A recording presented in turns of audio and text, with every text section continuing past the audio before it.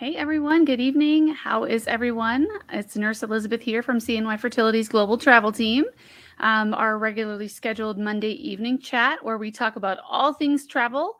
If you are not familiar or you're new joining us, the travel program here at CNY Fertility is something we're just amazingly proud of. We are able to offer you the ability to do all of your testing prior to your treatment cycles and all of your monitoring at home. And not only do we offer one of the most affordable programs, fertility treatment programs in the country, but we also offer this ability for you to do the majority of things that you need to do at home before coming to us. It allows you a lot more time at home. You can get established with local providers such as an OB, who you're obviously going to need as soon as it's time for you to transition over to your OB. So our travel program is just something we're super proud of, and we really work very hard to try to bring you, the highest quality care we possibly can. So while we wait for some folks to join, I love hearing where everyone is from. Hi, Claudine. Hi, Lauren. So nice to have you both. Tell me where you're from. Tonight, we're going to have a little bit of interaction. So I'll be asking some questions and hoping some of you will respond. But like I said, while we wait for some people to join, just let us know where you're from. Where are you coming from? I think it's so important, especially for our newer clients, to see that yes, you can live anywhere across the world and be a CNY fertility patient. Andrea's from Kentucky, Jamie, Washington, Texas, Atlanta. So as you can see, we've got another Atlanta. We have so many clients that come from so many different parts of the country. And it's such fun, and it's so exciting to know that no matter where you live, you have access to our care. And prior to the pandemic breaking out, the concept of telehealth wasn't really that big of a thing, and so we were really pioneers in terms of our travel program. And now it's become so much more robust, given the number of clients that we see from all over. Courtney from Montana, hello to you as well. So again, tell us where you're from. Oh my gosh, Evelyn's from Guatemala. That's amazing. We do have our fair share of international clients. Obviously, that kind of slowed down a little bit as the pandemic started, but we're very much hoping as we forge forward that we're going to be able to see a lot more of our international clients. So there's Montana, another one, Michigan, CNY. You're a CNY graduate. Yay. That's fantastic. Nicole's 24 weeks, 2 days. Love CNY. We love you, Nicole. That is just such exciting news. Anyone else watching who's a graduate, let us know. Share with us, where are you from and how far along are you? We are all on different paths in this journey. And so sometimes, depending on where you are in the path, can make it really difficult to see forward. And there's this song that I've always loved, and there's a part in it that says something along the lines of, we can only see a part of the picture that's being painted, that picture being our life. And when you look really, really closely, sometimes you might see black. It looks dark. It feels dark. But it's just a part of a greater picture. And while that can be often impossibly difficult to understand or to latch onto when times are tough, it really does help to see all of the folks that we have that come to us from all over the place who really do get their miracle. Nicole, "The Climb" by Miley Cyrus, that's a great song. I spend a lot of time in music myself. You always see me here smiling and putting my best foot forward. But just like you, I have my own struggles that no one knows about, and you have your own struggles as well. And this process doesn't always go perfectly. In fact, it almost rarely goes perfectly. Andrea, graduate, my daughter's 20 months, hoping for a second successful transfer. Yay, that is so exciting. 20 months. What fun. But anyway, as I was saying, this process is as much as positivity and persistence are at the very top of the list of the things, of the feelings and of the strategies, the sort of emotional strategies that we can use to cope and to get through this. At the same time, let's be honest here. It's not all sunshine and rainbows. Courtney just said, we so appreciate CNY support and your support during this journey. Unfortunately, we just lost our twin pregnancy. And that's the reality, friends, is that this doesn't always go perfectly. And so this process will take you through the highest of highs and the very lowest of lows. And I think it's so important to acknowledge the difficult pieces, the difficult parts, how heavy it feels for someone like our client Courtney, who said she just lost her twin pregnancy, the heartache behind that. And there's so much that we don't share. We don't share with each other. We don't share with our families. There's so much we keep inside because we feel like somehow it's our fault or we're a burden. Or, for those of you who've been on the journey for a long time, I often tell those of you who watch, I deal with my own chronic illness, which typically relates to having a headache pretty much every day of my life. And yet I recognize that sometimes other people are, or maybe not recognize, but sometimes I project onto other people. They don't care. They're tired of hearing about it. And I've heard some of you, some of my fertility clients here at CNY Fertility say the same thing. I have no one to talk to. No one cares anymore. They're tired of hearing me talk about it. You know what? Find new support. Find somebody who is willing to be there as a support, thick or thin, good or bad. Because like I said, the highest of highs can be had during this process. That first positive beta, that second beta where it more than doubles, you can be on a complete high only to have the rug ripped out from underneath of you and have that low. And I just don't think we talk about that enough. Nicole, thank you. She is putting our other client Courtney here in her prayers. Let's all pray and love on each other during these times, because while there are so many of you who have had positive outcomes, there are friends. The type of friends will be there every time. The right type of friends. Yes, they will, Lauren. But we all need people in our lives who are going to act as a support system for us. Jamie says, always have hope. Miscarried in July, and now I put my PGS normal in, and she has a heartbeat. Amazing. Very hard journey, but faith and hope have left me going. Hope left me going. Yeah. So it really is so important. And so what I want to hear, and like I said at the beginning, this is going to be somewhat interactive, because I want to hear from those of you who have had the difficulties, the struggles, the trying for years and years. I want to hear, you're fine, Jamie. I figured out what you meant. I want to hear what you do to cope. What are some tips that you have for getting through those lowest of lows, from those really dark points where it doesn't feel like there is ever going to be a positive on the horizon? I know one tactic I use, and this, I say this phrase a lot, easier said than done, but something I know personally in my own struggles that I use is to really try to just take on and digest one day at a time, one phase at a time. And again, that's so easier said than done when all you have wanted is to carry a baby in your arms, to bring home a baby, when all you have wanted is that. It is so difficult to not look ahead to each next step along the way. But sometimes, especially with as heavy as all of this is, as something as awful as losing twins, to cope with that is heavy, and we need to acknowledge the heaviness. We need to acknowledge the hurt, and we need time to feel heard. How often have any of you,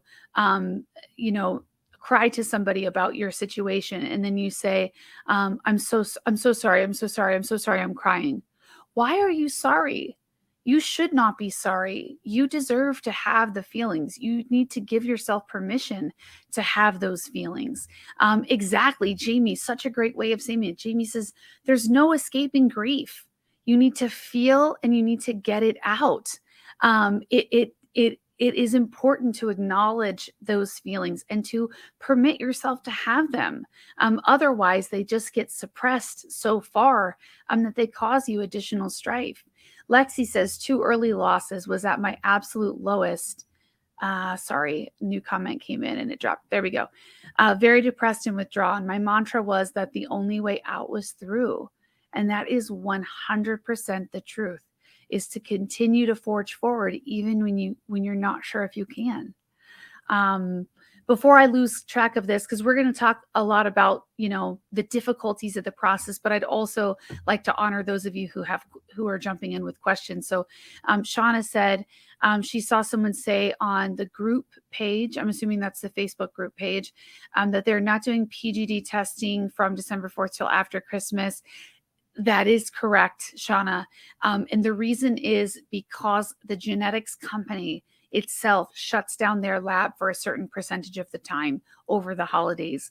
So I know it is an awful delay, but unfortunately, if you start stimulation December 4th or after, we are unfortunately unable to do PGT in that cycle. I suppose you could, my personal recommendation would be to wait. As hard as that is, I suppose you could, and please don't quote me on this, but I suppose you could, have your embryos created and cultured to blast and frozen and then biopsied at a later date. I think that brings more cost into it. And probably all in all, you're still going to get PGT results around the same time. So I'm so sorry, Shauna. And I really, really do recognize and empathize that any sort of delay feels like an eternity. And so I am very sorry for any trouble or sadness or strife that may cause you.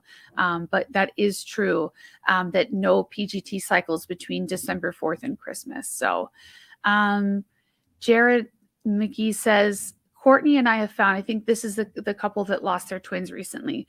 Courtney and I have found ways to be there for each other throughout the years. Gosh, so much to be said about leaning on each other. We've cried together, held each other, and maybe consumed ridiculous amounts of bad food together to get through the dark times.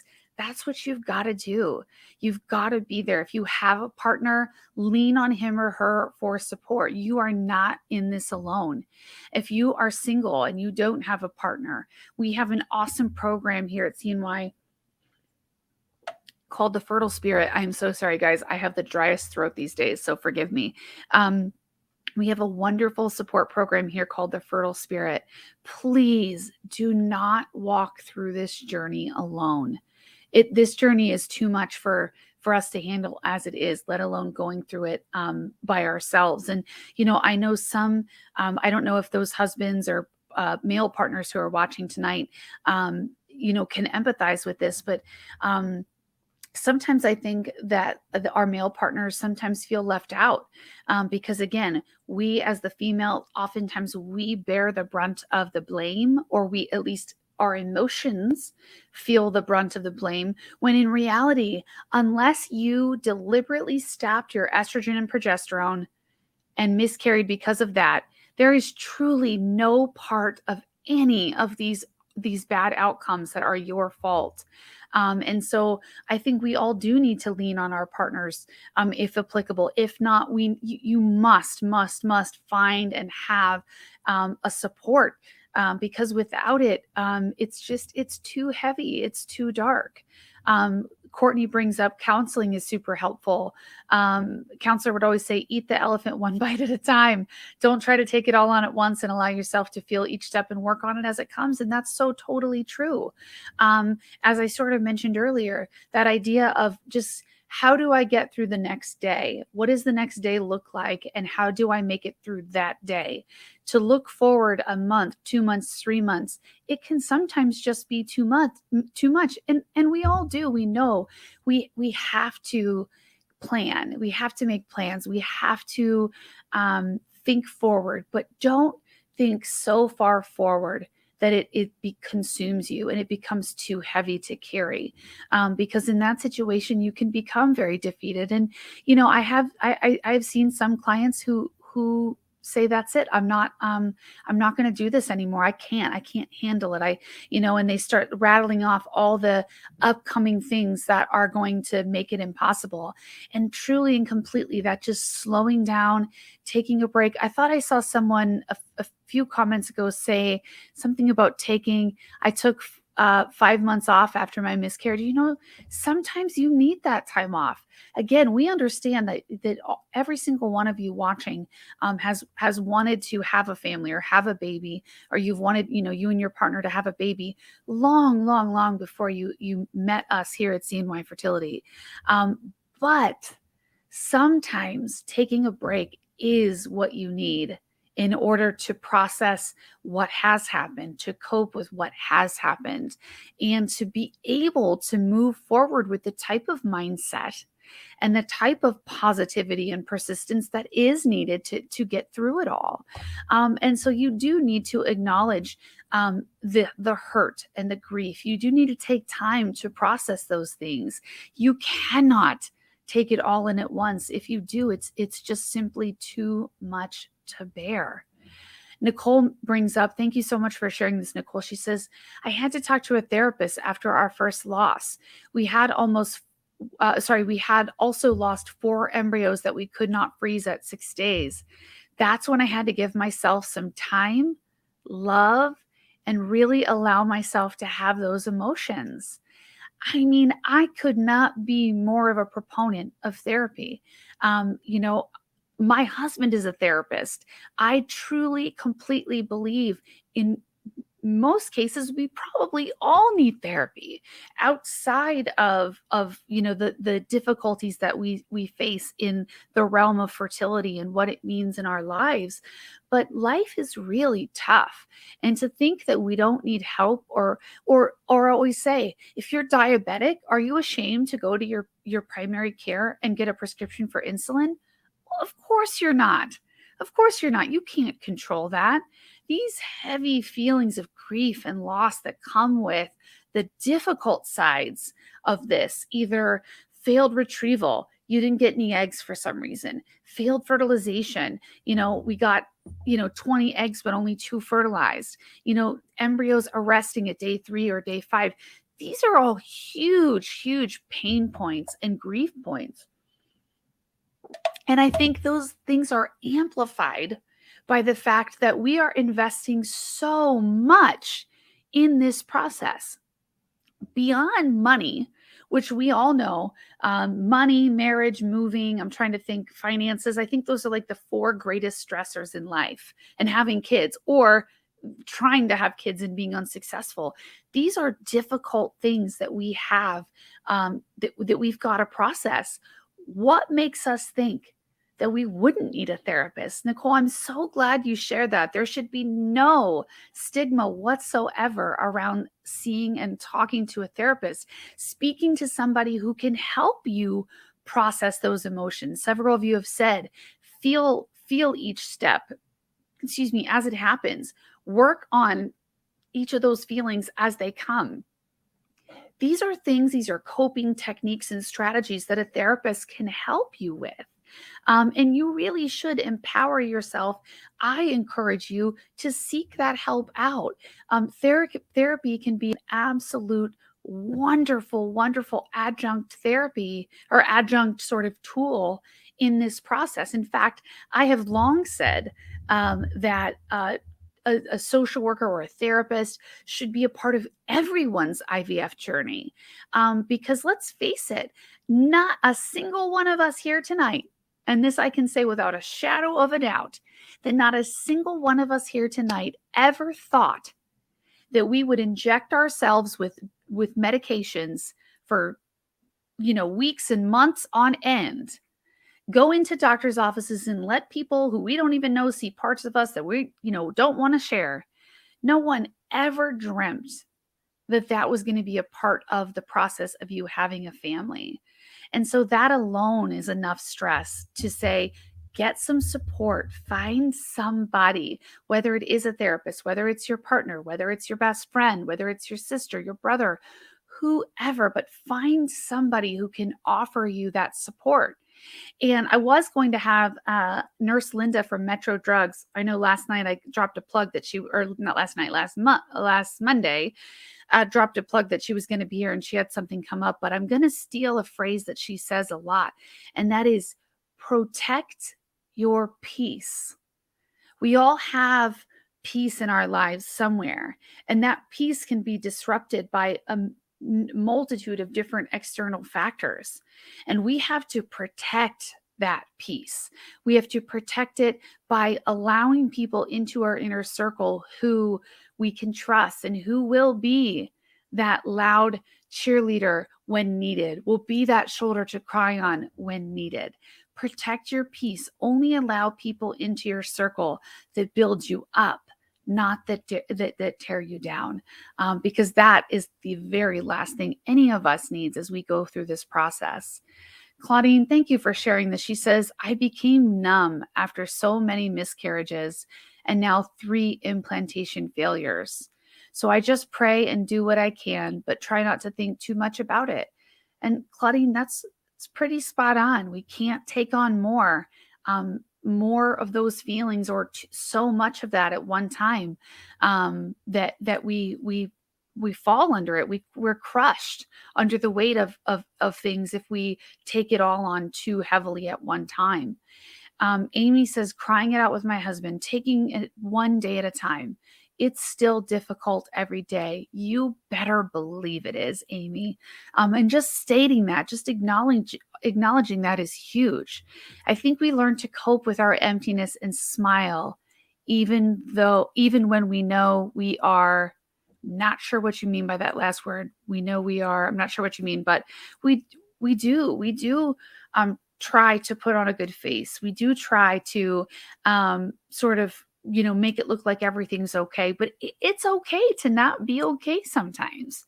And I think we don't talk about that enough as we go along. I don't think we talk about that enough, that it is okay to share your feelings. It is okay to not be okay. Evelyn, I'm so heartbroken. I lost my baby. He was 13 weeks. I start praying more, meditating more, reading the Bible. Those are all really strong steps. All of us can pray, no matter who you pray to, meditating, getting in touch with our feelings, acknowledging those feelings. And for her, it's reading the Bible. I think that's a great option. Whatever you can do to bring yourself peace and comfort and positivity when everything feels so dark. I think that's it's really smart. And Evelyn, I am terribly sorry for the loss of your 13-week-old baby. That is just heartbreaking. Michaela says, this is a sort of a technical question, but I think it's applicable to what we're talking about with some of the difficulties here. She says, have you seen HCGs drop slightly and still have a successful pregnancy? I go back Wednesday for a redraw, but feeling discouraged and defeated. Michaela, I can't say that I have really seen it drop and then rise and lead to a successful pregnancy. The only time I would say that would be sort of scientifically possible would be if you implanted 2 and one began the process but then fizzled out and the other one continued. Even then, I do think that is probably not going to be the outcome we're looking for. And I'm so sorry. But I would say typically we don't see positive outcomes from HCGs that drop and then rise again. But what I will say with that is that this is biology. Not you, not me, not Dr. Kiltz, not any of us here at CNY Fertility are in charge of this or can change the outcome of this. And a coworker of mine sometimes says the phrase, stranger things have happened. And so while we think we know what's going to happen, we say stranger things have happened because we don't necessarily know. We had a case probably at least a year or 2 ago where a client went in for an ultrasound around the 6-week mark. There was a heartbeat. She went back a week later, 7-week, no heartbeat. And she stopped her medications, had sort of accepted that this was going to be a failed attempt. And when she went into her OB, I think several weeks later, since she hadn't gotten a period, her OB ultrasounded her and found a very, very strong baby with a very strong heart rate. hanging out in there. And so that's what we mean by stranger things have happened. Have I seen it much? Not, I can't say that I have, Michaela, but all you can do is what you can do, and that is to go back Wednesday, hold out hope, but also have a plan in case it doesn't go the way that we hope it does. And I'm sorry. I'm so sorry. I say quite frequently that this is all beyond too much to handle. And then to have these things where, great, my first beta was 23, and then for it to drop off, or great, we finally see a heartbeat, and then that heartbeat goes away.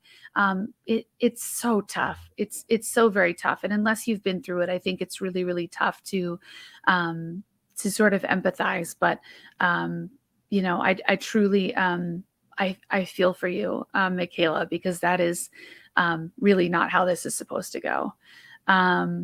Bailey says, Courtney McGee, I'll keep you in my prayers. You know what? We all, as fertility warriors, really should be praying for each other. And if praying's not your thing, sending out positive vibes or whatever. But we are all in this together, and we really ought to be lifting each other up, praying for each other, supporting each other, sending each other positive affirmations. We are all in this together. For Bailey, she says it's been a long road, 4 years, 2 miscarriages, 3 chemicals, 4 IUIs, fresh transfer. Bailey, that's so much more than any one person should have to bear. I am so very sorry to hear that. I do pray and hope that you have support. You wouldn't be alone in terms of saying you're not sure how much more you can go through, or even if you can go through it again. And sometimes there is a sort of end of the road. I as hard as I can, I try to cheer everybody on, not to stop, because I do believe that for all of us, there is a way.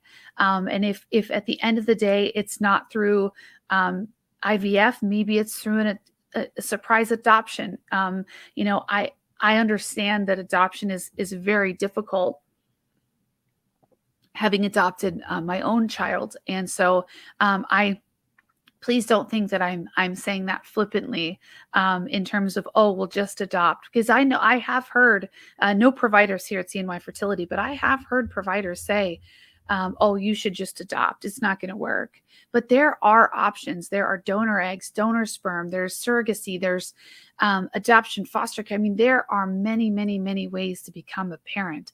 And Bailey, I pray that if your heart has you wanting to be a mother, that there will be a way, that there truly and completely will be a way. And so I will be praying for you, and I hope that's okay.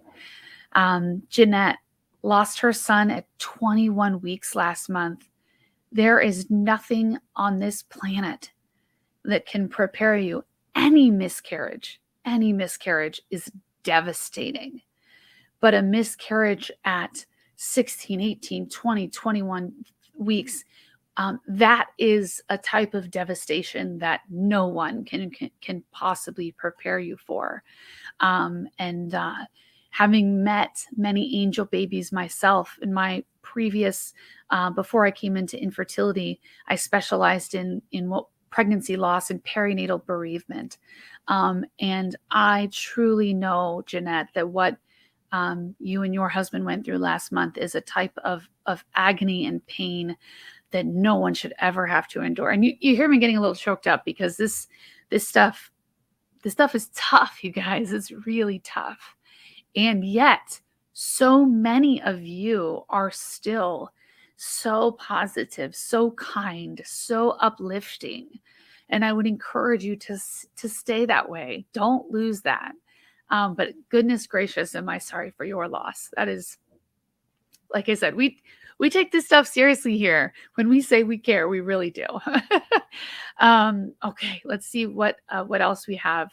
From Myra, I start next month with IVF, but so afraid that naturally I won't be able to conceive because my AMH is 0.3. So For those of you who are unfamiliar, AMH, anti-Mullerian hormone, it's a hormone that goes through the body that gives us an indication of how many eggs you may have in reserve in your ovaries. And so the lower the number, the less we expect in terms of how many eggs we might be able to stimulate, grow, and retrieve. But I'll tell you, I've seen people with lower AMHs make embryos and get pregnant. And so I think, Myra, I don't know if you're a current patient or if you're in line to become a patient for your consult, but 100% we would recommend, and again, I always say this little disclaimer, don't take what I say here as direct medical advice. Make sure you contact the office so we can look at your chart and look at everything as a whole. But let's get you priming. Let's prime your body with sometimes with estrogen, but with LDN, sometimes we prime with growth hormone. There's a lot of different options. So if you're already our patient and we haven't talked to you about priming, send a message. Let's talk about it. If you're waiting for your new patient consultation, make a little note that you're interested in priming. In the meantime, AMH of 0.3. If you're not strict Dr. Kiltz's keto, you really ought to be. I talk about this a lot, but the ketogenic lifestyle of eating drastically lowers the body's insulin resistance. And insulin resistance decreases the efficiency of the ovaries. And so by decreasing your insulin resistance, you increase the efficiency of the ovaries. Ovarian bloom through the molecular fertility line of fertility supplements. Look at that. Look at Ovasitol. It's another ovarian hormone support. It's actually available online through Amazon. Dr. Magarelli, he's one of our providers in Colorado, huge proponent of Serovital, over-the-counter supplement that can help increase our body's own output of human growth hormones. So there are different things that you can be doing while you wait to prepare your body to move forward. But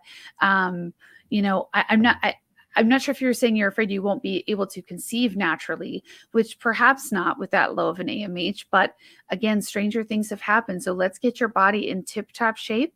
Let's do everything we possibly can to get you where we need to be. And I'm hoping and praying that that we are successful.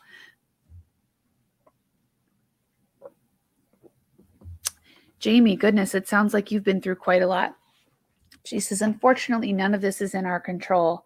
In 4 months, I witnessed a suicide and helped the person at the scene, funeral to help the family, lost a cousin due to suicide when you were pregnant, had a miscarriage. Goodness gracious, Jamie, again, far more than any human being should have to take on. All in 4 months. I had to keep going, even though when sometimes I just didn't want to. But I never give up in life and accepted if I wasn't meant to have another child. I took the leap of faith, and now we finally heard and it kind of cut off. So I don't know what the rest of that story is, but my goodness, that is a lot. But we have to figure out and accept the things we do have control over and the things we do not have control over. And I think oftentimes if we do that self-analysis sort of what of the things I'm worried about right now do I have control over, and what do I not? And in that list of items that you don't have control over, train your mind, train your brain that when those things come into your mind, those things become heavy on your heart, that you take them and you set them to the side and you say, I have no control over this. It will be what it will be. Versus here's the list of things I do have control over. Am I, doing Kiltz's keto? Look, I understand keto is tough. I primarily live a keto lifestyle for joint inflammation. I have severe joint inflammation, and I feel my best when I'm at keto, when I'm on keto, but it's hard. It's definitely hard. And that's probably one of the number one things that I'll ask somebody, are they doing? And they say, no, they're not. And of course, it's not intended to tisk, you're not doing Kiltz's keto. It's more of a, you're not doing Kiltz's keto. It could help if you did. And so maybe that's something you need to look into. I cannot tell you how many patients I've worked with over the years that have spontaneously become pregnant after switching to a ketogenic lifestyle for 3 to 6 months. It truly does rejuvenate the ovaries. It allows your ovaries to become more efficient producers of high quality eggs. And so you really do have to have a good grip on what you can control versus what you cannot. Because if your mind, if your thoughts are being consumed with the things you can't control, all that does is bog you down, and it takes energy away from that list of things that you can control. And so I think, wow, after all you went through, Jamie, and yet such sage advice, you don't give up, and you've got to control the things that you can. And yes, being broken often does make us stronger. Okay, let's continue here. Sorry. All right, let's see here. Kristen, thank you for this commentary. This is a good one, because a lot of us got just, our whole process got just shut down when the pandemic broke out in March of 2020, and all of our hopes and dreams were just put on pause. And while our friends and our neighbors and our cousins and our sisters were still, getting pregnant naturally, here we were with no option, no option, everything shut down. And that really did slow down a lot of people's journeys. Kristen says she's been trying for 3.5 years, 4 failed IUIs, beginning the CNY journey next month or January, 38, hoping, of course, was hoping for the journey to start sooner. You betcha. But I will tell you, Kristen, we see so many positive outcomes in women your age, that while I am so sorry for the delay, I'm going to be cheering for you, that we're going to be able to get you a positive outcome. Oh goodness, here's another one. And I'm showing these difficult things because I think it's important for us to understand that we are not alone. Several of you have really shared some terrible things that have happened to you. And I appreciate your candor, because I think it's important to see that we are not alone. Stacy says she lost her son at 22 weeks, 4 days due to a placental abruption out of nowhere. And now she's just going to get back and get started again, single, and needed that time to work through it. Goodness, Stacy, I am so truly sorry. Like I said before to our other client who lost her baby around that 20 to 23 week mark, nothing in life could be harder than that. That is an unthinkable loss. And I'm sorry that you had to go through that. And I do hope, even though you're single, I do hope that you have some good, strong support. Let's see here. Lauren says 37, trying to conceive for 11 years. Lauren, 11 years is impossibly long period of time. And yet here you are watching, you're still going, you're still fighting. So for those of you who are, 2, 3, 4 years into the journey, I have truly seen clients like Lauren, 11 years, and then it finally happens. I've even seen crazier things than that, where, people were trying for 11 years and spontaneously got pregnant while they were waiting in line to start IVF. As we say, stranger things have happened.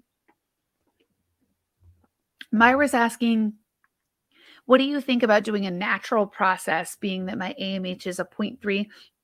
I don't quite know what you mean by a natural process. So if you could comment below and let me know what you mean by that, I really would like to address that question. Let's see here. Kelly says, I think it's important to take time to take care of ourselves. You better believe it. That might be the number one most important thing in the whole process, is taking care of ourselves. I took a big break before my successful transfer. Therapy is so helpful when going through IVF. So very true. If you do not take care of yourself first, how do we expect your body to be in that tip-top shape to support an ongoing pregnancy? And so truly taking care of not enough can be said about taking care of yourself during this time. Like I said earlier, protecting your peace, only allowing people into your circle that are positive, that are encouraging, that are supportive of you. Cut the naysayers out, cut the negativity out. Don't let those people get inside and disrupt that positive, uplifting, encouraging environment that you are trying to build with your support system. But yes, 100%. Support is everything. Support is everything. Jamie said the same. Support is important. The process has brought me back to school to become a grief counselor. Jamie, that's amazing. And so many of us, I think, half of us here could probably write a book on the difficulties that have come as a part of this and the positive things that have come as a part of this. Losing a baby at 22 weeks, miscarrying 5 times, having 11, years of trying to conceive. It is brutal. But I truly believe that somehow, somewhere, there is a way to find light in darkness. There is a way to find things to be positive about. And that is not at all me being trite and saying, oh, just stay positive, it'll happen. That's not true. But support and positivity do carry us a very, very long way. And so, Jamie says, long, heavy, or very emotional journey, and the hormones don't help. That's another thing I don't think many of us really acknowledge, but these hormones are no joke. So not only, as those trying to stimulate ovaries and grow them, and we're trying to go through this whole process, which is essentially a full-time job in and of itself. But on top of that, we are pumping ourselves through full of hormones and still trying to take on everything else in life that we were already doing. Work. Maybe you have other children. Maybe you help take care of a sick parent or a sick family member. There's a million different other stressors in life. I joke a lot when I call clients, and if they say, "Oh, I'm so sorry, can you hold on? I need to get to a quiet spot, at work," or, "Hey, I'm so sorry, I'm driving," or this or that. I say, "What? You mean to tell me you still have a life outside of this?" Which is my sort of tongue-in-cheek way of saying, it's okay. Don't apologize. I get it. I get that life still orbits around you in the midst of all that the process takes out of us. And so I totally get it. Evelyn says she's lost 2 babies, but still want to be strong. I want my baby next year, and I know it's going to happen. Claim that for yourself, Evelyn. Claim that for yourself. I have a very special patient that's coming to mind right now. And as we planned her transfer, we said, we claim this right now, that this is the one. And it was the one. And sometimes, will it not be? That's true. It won't be.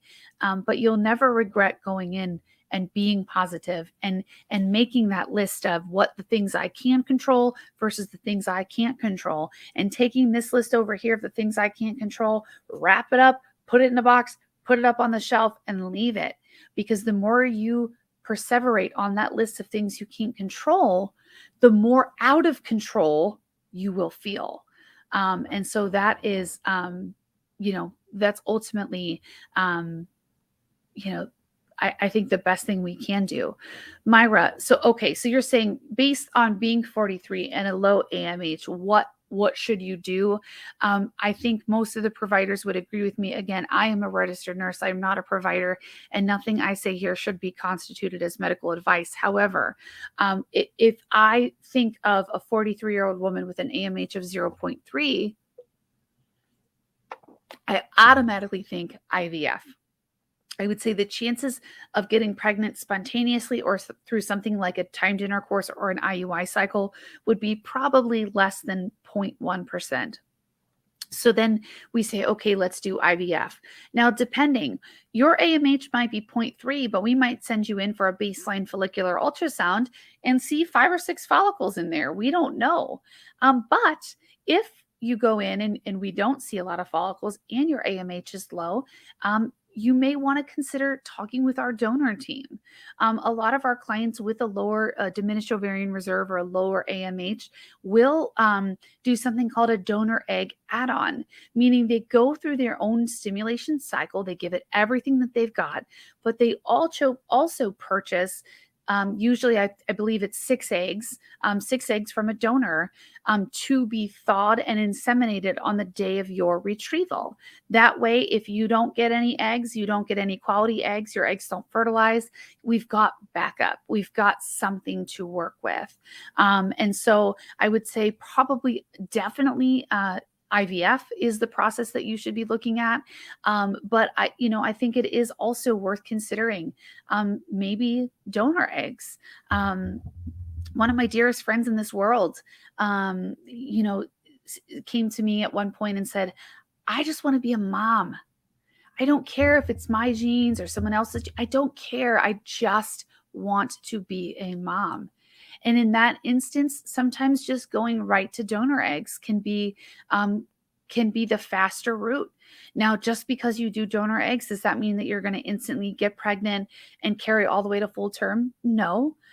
But because we know genetic anomalies are sometimes responsible for repeat miscarriages, and we know that genetic anomalies are more common in our clients of advanced maternal age, which they call above 38. By the way, can't believe we get called old at 38, but they didn't ask me.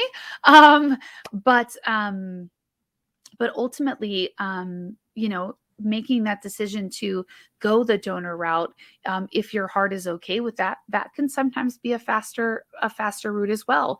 So Myra, it sounds like you have not yet had a consult. And so I hope you'll jot down a couple of things we talked about: Kiltz's keto, ovarian priming, getting on some good high quality ovarian supplements, and even maybe discussing a donor egg add-on. We know that is not in the picture, in the cards, or in the plan for some people. And one of the things that I truly, completely love about CNY Fertility is that this is your body. It's your body, it's your money, it's your time. And the decision should ultimately be yours. We will always give you our best medical recommendations, but it does need to be your choice. A lot of clinics will tell you you cannot transfer if you're above a certain BMI. You cannot do X, Y, and Z. And that is just not how we operate. Dr. Kiltz is of the full and true belief that any person that is desiring of having a child be given that opportunity. And we always put safety first, but beyond that, it's got to be your choice. And so if in your heart you say, you know what, I just want to be a mom, I don't care if it's my genetics, then maybe donor egg would be a good option for you. But definitely take notes of those things that we mentioned for your upcoming consultation. Or if you've already had a consultation, send a message to the patient portal so we can look directly at your chart and see if some of the things that I mentioned would be beneficial to you personally. All right. Let's see here. Yasmin says, I had a large amount of anxiety thinking I don't have time to wait and having to please my husband and my family with a child. I ended up crashing and having a nervous breakdown. I'm so sorry to hear that. Luckily, the ladies I've met within these groups have helped a lot. I cannot stress enough that the purpose of the support groups is exactly what you are talking about, Yasmin, is the support. And so while I will tell you, I hear some of the craziest things that are said on the support groups regarding the medical stuff, regarding the meds, regarding the stuff that you all hired us to handle, right? We hear a lot of crazy stuff come out of the groups, but the number one reason, the number one purpose of the support groups is exactly what you just said. is support, is to be able to share with somebody, this is what I'm going through. Oh my gosh, me too. Look, we're not alone. And that is truly and completely a wonderful, wonderful, wonderful benefit of the support groups. I am so sorry for as difficult of a time as you have had, but I am relieved to hear that you do have a place to get some support. And I mentioned it earlier, but if you are in need of support, if you don't feel like you have support, please look into our Fertile Spirit program. It is a whole team of fertility doulas and therapists and life coaches and different people that can meet you where you are and help make sure you get the support that you so desperately need. Kelly makes a great point. She says, I think getting your mind right is so important through IVF. Nothing to feel ashamed of. Say it again louder for those in the back, Kelly. Nothing to feel ashamed of. In fact, we're all warriors. We're all warriors. What do you mean ashamed? I had to inject myself with 150 injections to get a baby. What would be to be ashamed of about that? You're a warrior. That's what you are. And that's what we all are. Those of us who have walked this journey and we've seen the losses, the negative pregnancy tests, absolutely nothing to feel ashamed of. And Kelly happened to mention that getting your mind right is important and it helped her marriage. I've seen the struggles, the difficulties of IVF. I have seen them ruin marriages because it's truly so very much to handle. But your spouse is your partner and you are partners in life through good things and bad things. And so don't hold back. Help your partner help you be the type of support that you need. Kristen says all the negative pregnancy tests for years have taken a huge toll on you mentally and emotionally. Absolutely. There's nothing else I can say to that, but yes, absolutely. And I think that many of us even suffer, some form of PTSD. From the years and the years and the years of trying and doing everything possibly under our control to do and still get a negative. And that's part of what drives us nuts in this process is you truly can do everything right and still not be successful. And that's really, really tough to swallow. It really, really is. Glendy says she has lost one and hoping 2022 is your year. I sure do too. I really, truly do. Yes, Jamie brings up a point that is applicable to some, but not to others. And that is this process makes us appreciate our kids more. For those of you who are blessed enough to already have children, that's absolutely true.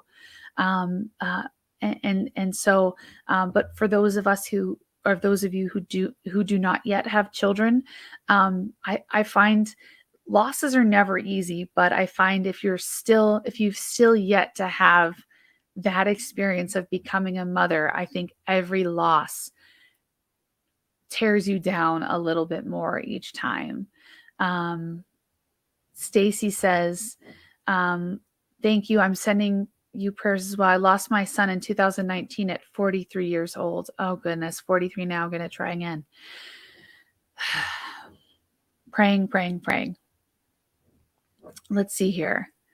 I like that saying. Glendy says, I like that saying. I'm going to keep in my through my journeys. I'm not sure quite what you mean, but I may have said something that resonated with you. And I certainly hope that's the case.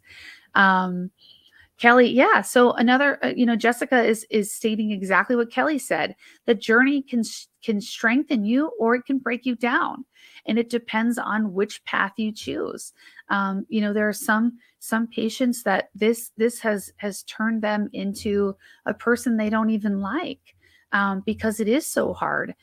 But leaning on a partner, if you don't have a partner, finding another support person can strengthen you and grow you in ways you never thought you could grow. And so it can build you up. It can tear you down. And it's just sometimes it's a matter of what structural social supports do you have in place to determine whether you'll be one of the ones that is built up versus being torn down. Kelly says, after my failed egg retrieval, I felt so ashamed, like something was wrong with me. I felt like it wasn't meant to be. Talking with family and friends helped. I needed to heal before I moved forward, one foot in front of the other. And that is absolutely the truth. You do. You feel like something is wrong with you. What could you have done to prevent this? And guess what? The answer is nothing, nothing at all. And that's probably the hardest part about it is that you can, I said this earlier, you can do everything right and still not be successful. And that's a really hard pill to swallow. But I love what you said, Kelly, not only talking with family and friends, but you needed to heal before you move forward. And it's just like, any other part of the body. You break your arm. You can't go out and play baseball every day and expect your arm to heal. You need to acknowledge the injury, treat the injury, and heal from the injury before you can be at your best again. And this, all of this and the social and mental toll that it takes on us is no different. You have to take the time to heal before you move on. And then it truly is just one foot in front of the other. And as hard as that can be sometimes that's all we have. That's all we can do is just put one foot in front of the other. Ashley says, these talks and support groups have been such a savior to me, but honestly, I had to take a break from social media after my last fail. Gave me time to focus on my feelings and our relationship. Yep, that's absolutely true too, Ashley. Sometimes, there can be, the support groups can be helpful, but sometimes maybe at that particular time in your journey, they're not helpful. Cut them out. Again, like Nurse Linda always says, protect your peace. If there are things in your life, whether it be a support group, social media, whatever the case may be, that are not empowering you, bringing you positivity, protecting your peace, cut them out. Cut them out for now. Doesn't mean you don't have to go back to them. It doesn't mean you have to lose friends over it. But you can say, listen, now's not the right time. I need, talk about the things that you need for yourself to focus, to heal, to move on. Thank you, Jamie. Jamie said, this is a great talk and glad you're spending the time to spread this message. Yeah, I really do think that we all try to put on a pretty face and smile, even though we're dying inside from how difficult this is. And I just thought it was important to acknowledge that this is hard. This might be the hardest thing you'll ever go through. And just acknowledging that out loud is sometimes the first step towards some healing. And so I would encourage you, please see that therapist, find that support that really is a true support, because you cannot blame yourself. And that's something I have said for years through my work as a perinatal bereavement nurse, and now in the last 6 or 7 years as a fertility nurse, is nothing you did could have caused this, and there's nothing you could have done to prevent it. And once again, those are sometimes the hardest words, especially if you're like me, you're a very type A personality. I want to do X, Y, and Z and expect this outcome. And unfortunately, this type of process just does not have that type of guarantee. And Glendy, when you lost your baby, you were blaming yourself. You did nothing wrong. And you must embrace that. You must tell yourself, you must positively affirm to yourself that that was not your fault in any way, shape, or form. April is asking, if you got pregnant first FET, but it ended in a miscarriage, will the next attempt be a different protocol? Well, that's a really common question we get. We assume that if we did this and it ended in a miscarriage, then this time we need to do something different. And that's not always the case. It does depend on your history. If your first FET, if that was your first ever pregnancy and it ended up in a miscarriage, I would say, you know what, we maybe don't need to change anything. Because remember, the embryo itself, if the embryo itself is not strong and viable, it doesn't matter if you change the protocol. That's not going to change the genetics or the chromosomal makeup of the embryo itself. So while yes, we could change some things, I don't think one failed FET really necessitates a whole new plan. And especially if it, I don't know how far along you got, but the fact that it did implant and begin the process is a huge positive.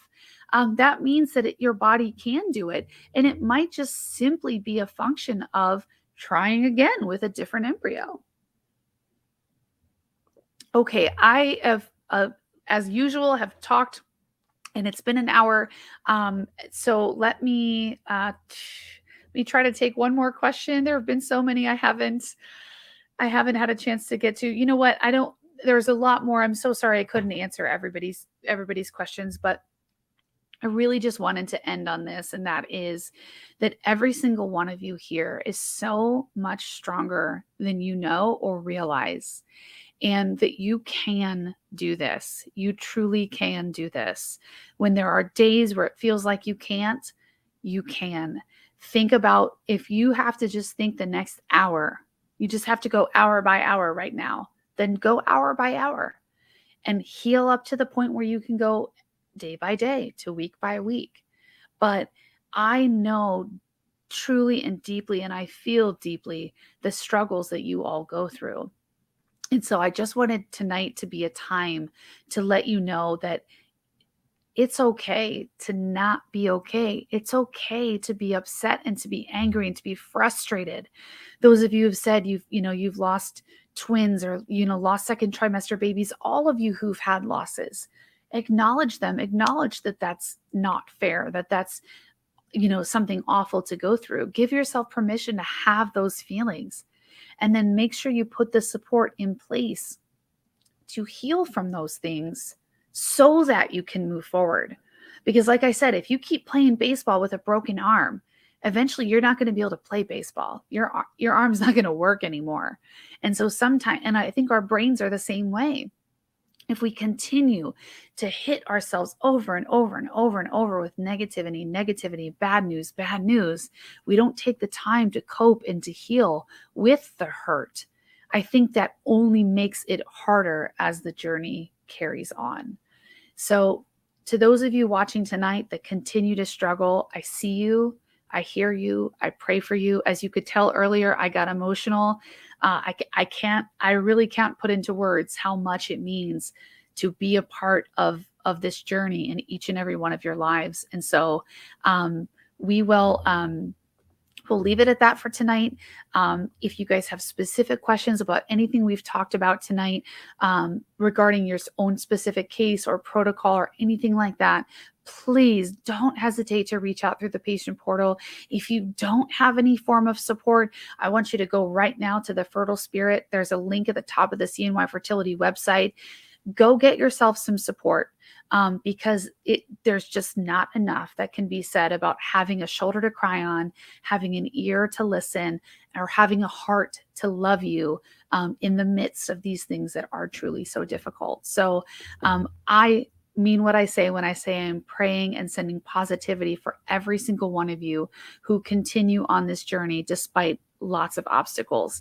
For now, good night. I'm hoping to have Nurse Linda back next week, or it's next week or the week after. But as I typically say, if there's any other topics or things that you want to hear me talk about or you want to discuss, please drop them in the comments. I try to go back into the comments the next day to kind of look and see. Lots of you watch it on replay, but I do want to bring to you things that you care about and things that are important to you.